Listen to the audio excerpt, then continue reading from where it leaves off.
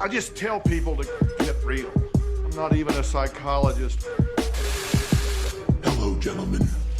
You don't know me, but I know you. You both play games with other people for a living, but today you play a game for your lives.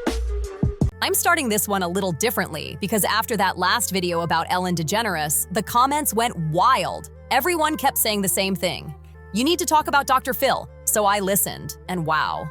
Once I started digging, things got uncomfortable fast. For years, Dr. Phil wasn't just another TV host. He was seen as the authority figure, the man people turned to when their lives were falling apart, someone they trusted to tell it like it is. Dr. Phil McGraw didn't just make a hit show, he built an empire. His daytime talk show became one of the most successful in American history, and according to him, it created the most powerful mental health platform television had ever seen. Millions tuned in every single day to watch struggling families, teens in chaos, and people in deep emotional distress sit across from him as he delivered that trademark tough love advice with total confidence. And it didn't stop on TV. The brand exploded online. YouTube, TikTok, Facebook, you name it. His clips were everywhere, pulling in billions of views. For a while, Dr. Phil looked completely untouchable, like the modern face of televised therapy. But over time, the shine started to fade, and that's when the cracks began to show. Because when you take a step back and really analyze what the show was doing, a dark pattern starts to appear. Dr. Phil wasn't just helping people, he was turning some of the most fragile, vulnerable human moments into entertainment. Not accidentally, not quietly, but in a way that felt perfectly engineered for maximum clicks and ratings. And here's the twist that shocks so many people once they look into it. Dr. Phil isn't actually a licensed psychologist anymore. Run bum fights. Yes. Then he came on Dr. Phil as Dr. Phil. Yes. He shaved his head. Listen, this is not a surprise. If you think I exploit people, every time you bring a guest on this show, you exploit them and spread whatever problems they have to the whole world. You think that's helping them? Yeah, keep telling yourself that. You can go. You know what? Who do you think you are, huh? He was licensed decades ago, but that license ran out, and he never renewed it. And here's the kicker. He's never been legally allowed to practice psychology in California, where his show is filmed. Instead, every single guest signs detailed waivers confirming that what they're getting isn't therapy, just advice. That one legal line is the backbone of his entire empire. Yet, on screen, Dr. Phil presents himself like an unquestionable authority. He speaks with total confidence, diagnosing behaviors, breaking people down emotionally. And all of it happens in front of a live studio audience. He pushes guests into deeply uncomfortable confrontations on national TV, but legally, he's not accountable as a clinician. That alone is shocking. But it doesn't stop there. Because Dr. Phil isn't just a television personality, he's one of the highest paid figures in daytime television history. And with that fame came power. Power that he's used to promote all kinds of products over the years. He's plugged weight loss programs, sketchy supplements, and even certain health products that medical experts have publicly questioned. And here's the ethical dilemma. When your entire brand is built on being a mental health voice, your endorsements hit different. People trust you more, they believe what you say, and that's where the moral lines get blurry.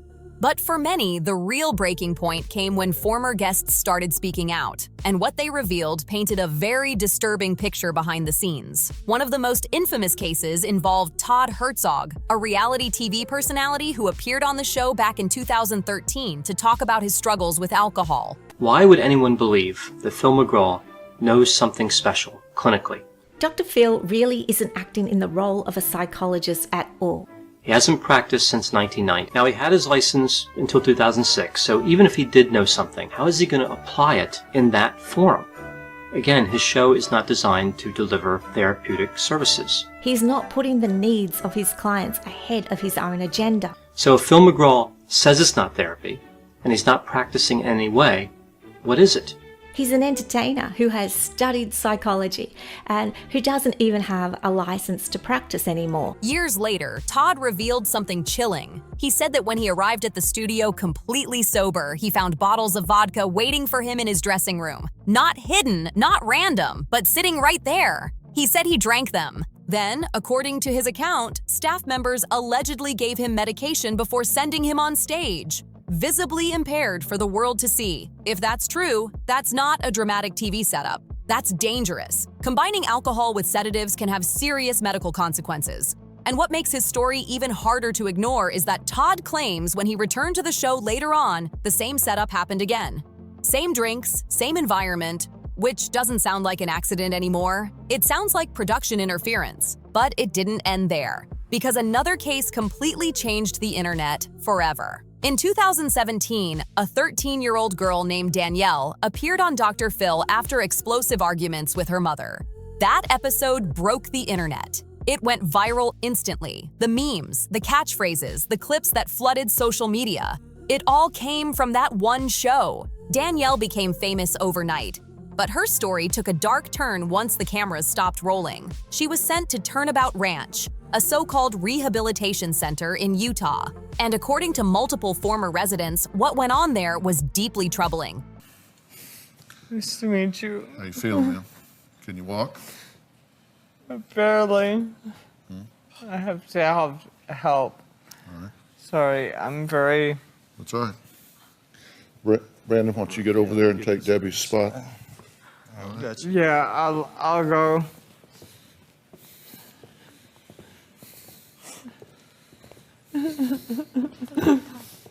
I'm sorry, I'm crying because I just can't believe this is happening. So, Turn around. it's happening. Just come turn around. Okay. 2, 3. Here we go. What do you guys have? 9-foot chairs. Years later, Danielle came forward and described what she said happened, claiming that teens were allegedly forced into harsh punishments and isolation under the name of rehabilitation. And if those claims are true, it exposes something terrifying, that a TV moment meant to help a troubled teen may have actually sent her into something far worse. Psychological abuse, humiliation, isolation, even neglect. Those are the words people use to describe what allegedly went on behind the gates of Turnabout Ranch. Former residents claimed basic hygiene was restricted, singing and dancing were forbidden, and kids were made to stand in painful stress positions for long periods of time. The place was so remote that trying to leave was nearly impossible. Utah, it turns out, has some of the loosest oversight in the country when it comes to these so-called troubled teen facilities. Few inspections, minimal accountability, and plenty of room for things to slip through the cracks. And here's where things get deeply concerning. Dr. Phil's show didn't just send one kid there. It promoted these programs repeatedly to millions of desperate parents watching at home. Parents who thought they were sending their children somewhere safe. Then came a devastating case. A teen with a known history of self-harm and withdrawal struggles was admitted, despite the facility's own claim that they couldn't handle those conditions. What followed was tragedy. I show up to the studios and I'm sober, I'm hurting a lot and I'm shaking. My dad was there and I went and talked to him in his dressing room and I was completely sober. And then they pull me into my dressing room and there was 2 liters of vodka and like some Red Bulls and orange juice and stuff like that. You know, being unsupervised by my parents, I drank the entire bottle. And then at some point, somebody gave me a Xanax. They said, this will calm your nerves. And so I had been drinking and took a Xanax, which I've never taken Xanax before in my life.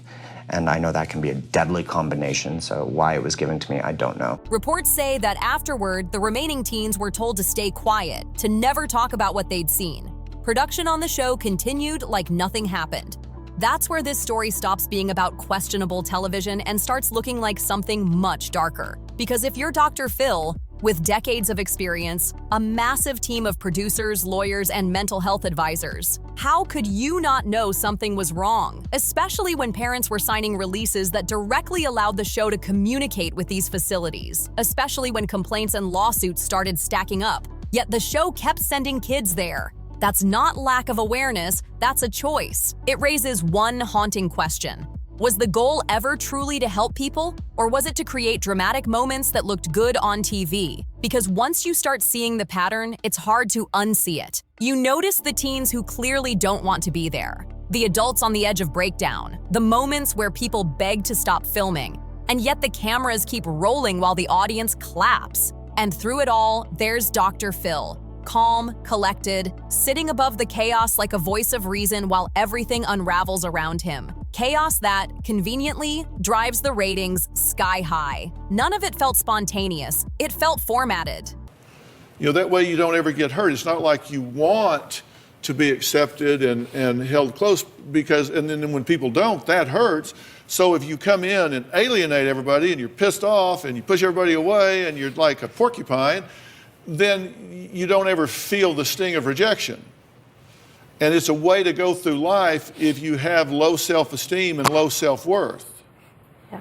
And I think that Danielle clearly has low self-esteem and self-worth, which is really sad because I think she has so many great qualities. I think she's obviously very smart, but I do think she's on a self-destructive course right now. Once you realize how the show handled those troubled teen cases, it changes how you see everything else. Suddenly, the adult segments don't feel like therapy. They feel like televised humiliation dressed up as help. One of the clearest examples of that was the 2016 interview with Shelley Duvall, the actress best known for her haunting role in The Shining.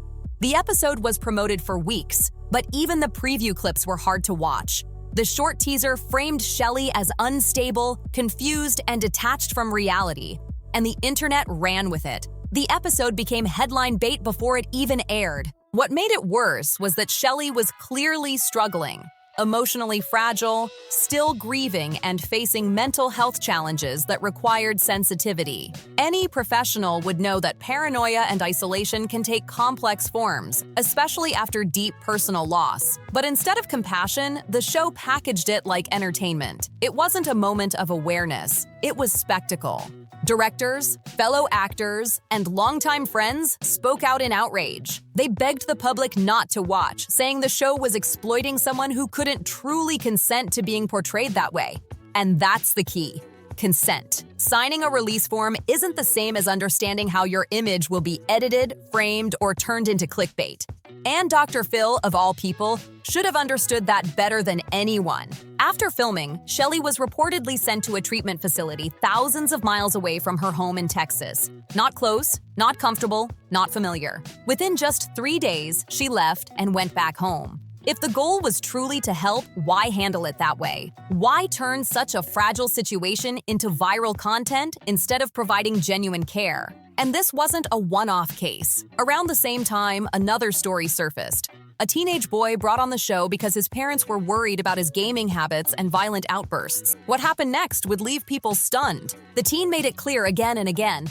He didn't want to open up on camera. He said he wasn't comfortable doing therapy on television. You could see the distress in his face, the hesitation in every answer. But the cameras kept rolling anyway. At one point, his tone suddenly shifted, like he was repeating something he'd been told to say. Maybe it was coincidence, maybe it wasn't. But when you start piecing these moments together, a clear pattern begins to take shape. Every time a guest resists the narrative, they lose control of it. They stop being treated like people and start becoming content. And the lawsuits that followed tell their own story. Over the years, multiple former guests have taken legal action against Dr. Phil and CBS, accusing the show of humiliation, distortion, and emotional damage. One woman came forward saying she went on the show to talk about surviving abuse. But once she got there, the focus flipped. Suddenly, she was being portrayed as unstable, not supported. That kind of framing doesn't just sting, it changes how millions of viewers see you. And that's the issue. Dr. Phil's role on the show isn't about collaboration. He doesn't explore gray areas. He doesn't pause to reflect. He dominates, interrupts, and guides the audience toward one conclusion. His conclusion. When a guest dares to push back, the entire atmosphere shifts. You can feel the tension in the room, the murmurs from the crowd, the camera angles, the edit. The person suddenly becomes the problem. It's not therapy, it's television psychology, built for reaction, not resolution. And behind the scenes, the picture gets even darker. Former employees have painted a chilling image of what it was like working there. A high-pressure environment where the main goal wasn't helping people. It was creating drama, emotional peaks, shocking twists, viral clips. That's what kept the show alive. But when the content is built around real mental illness, addiction, and trauma, that kind of entertainment becomes ethically explosive. Then there's Dr. Phil himself. Despite constantly reminding audiences of his expertise, he hasn't held an active license in years. Yet he continues to speak with absolute authority, often name-dropping celebrities and positioning himself as the ultimate moral compass. People close to him over the years have described him as controlling and dismissive. Even his first wife, long before she passed, allegedly described him as cold and domineering, a man obsessed with control. It's a glimpse into the personality behind the brand, one that doesn't just lead, it dictates. His empire was built on confrontation, a setup designed for drama, where the audience is conditioned to judge, not empathize. And the cycle didn't stop, even as serious allegations piled up. Despite public criticism, lawsuits, and horrifying accounts from former residents, Dr. Phil's show continued to promote troubled teen programs, including places like Provo Canyon School. That facility has been accused by numerous former residents of isolation, punishment, and humiliation under the guise of rehabilitation. Former teens have shared shocking details. Being strip-searched upon arrival, forced to shower under supervision, punished for things as small as a wrinkle in a bedsheet, locked in small concrete rooms for days, denied bathroom access, even witnessing violence and being threatened into silence. These aren't online rumors, these are sworn testimonies and official lawsuits. And yet, through all that, Dr. Phil kept positioning himself as the trustworthy gateway, the safe choice for parents. Parents watching at home believed that if he recommended a program, it must be okay. That's how deep the trust ran. But when that trust is misplaced, the damage isn't just emotional, it's real, lasting, and deeply human. And that brings us to the most uncomfortable truth of all. Dr. Phil didn't just cross ethical lines. He built an entire system that blurred them on purpose. Legal waivers replaced professional responsibility. Advice replaced therapy. Ratings replaced compassion.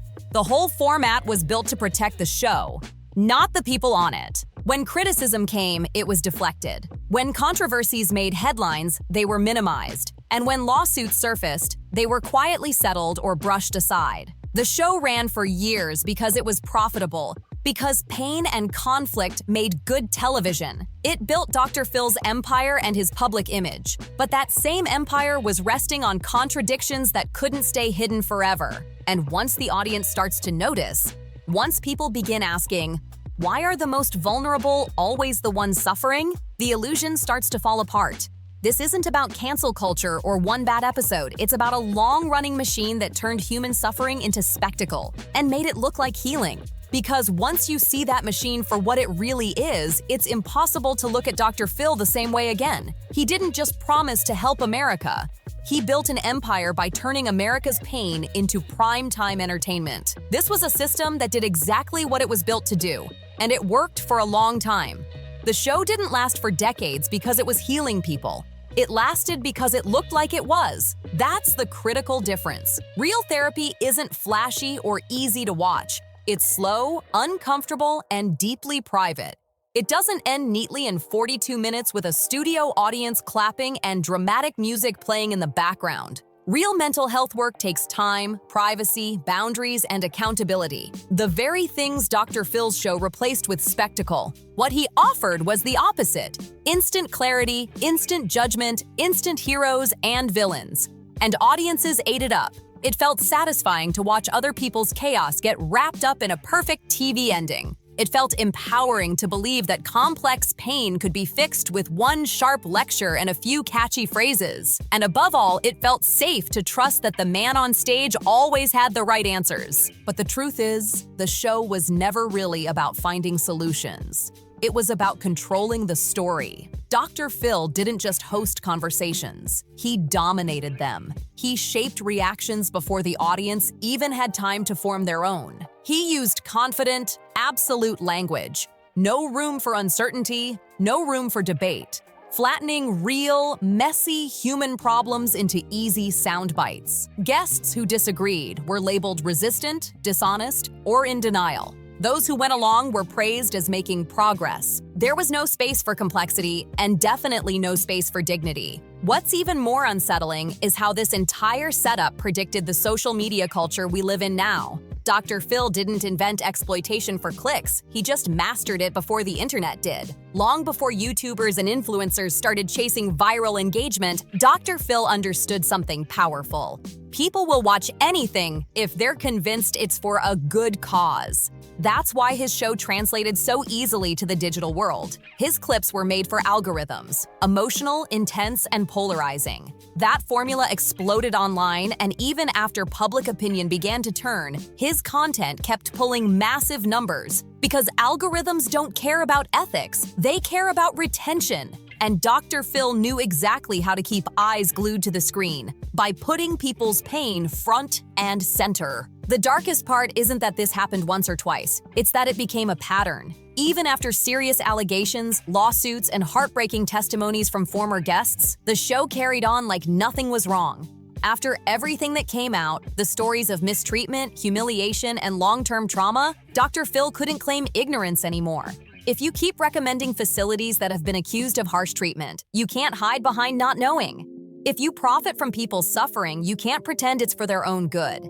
Because when you build an empire out of pain, you don't get to hide behind good intentions. And yet, for years, Dr. Phil did exactly that. He always positioned himself as the calm, logical one, while everyone else, the guests, the critics, even the victims, were framed as irrational. Whenever he was questioned, he'd fall back on legal and technical loopholes.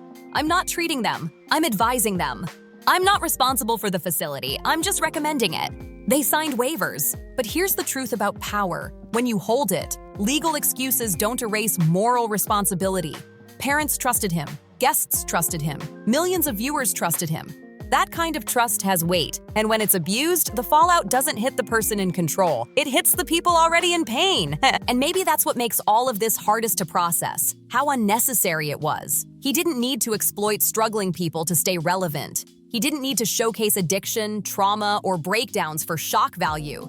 He didn't need to send teens to remote facilities with long records of abuse complaints. He already had the fame, the money, and the reach.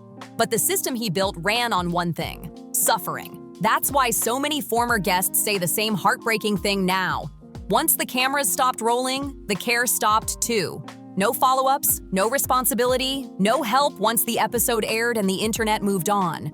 And maybe that's the most damning truth of all, that for a show built on helping, the help always ended the second the lights went off. Dr. Phil wasn't careless, he was calculated. Every move, every format, every confrontation followed the same pattern because it worked. The audience rewarded it, the network cashed in on it, and the fallout never hit him directly. The consequences were always delayed, softened, or ignored, until they couldn't be anymore. Because when the curtain finally lifted, survivors started speaking, their stories connected, and the receipts started stacking higher than the ratings ever did. That's when the image began to fracture. Not because Dr. Phil suddenly changed, but because people finally looked past the performance. This was never just about cancel culture or public backlash. It's a much bigger warning, a reminder of what happens when entertainment disguises itself as empathy, when profit hides behind concern, and when authority goes unchecked for too long. Dr. Phil didn't just expose troubled guests,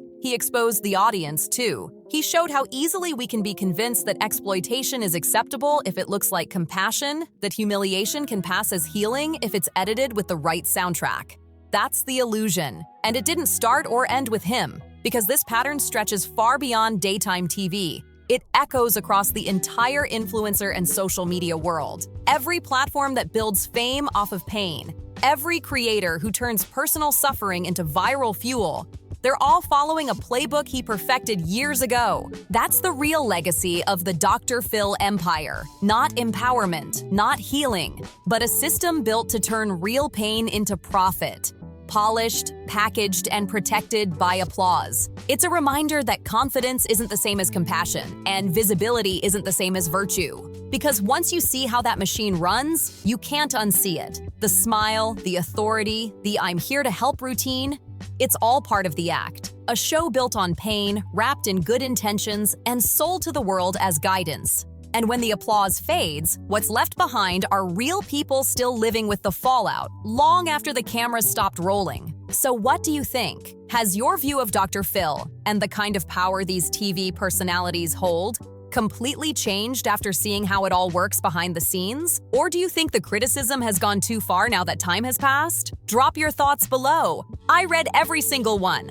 And if you like this deep dive, don't forget to like, subscribe, share, and comment for more powerful breakdowns on influencer scandals, media manipulation, and the stories the mainstream keeps quiet about. Because trust me, this saga is far from over, and the next chapter, it's going to get even messier. See you on the next one.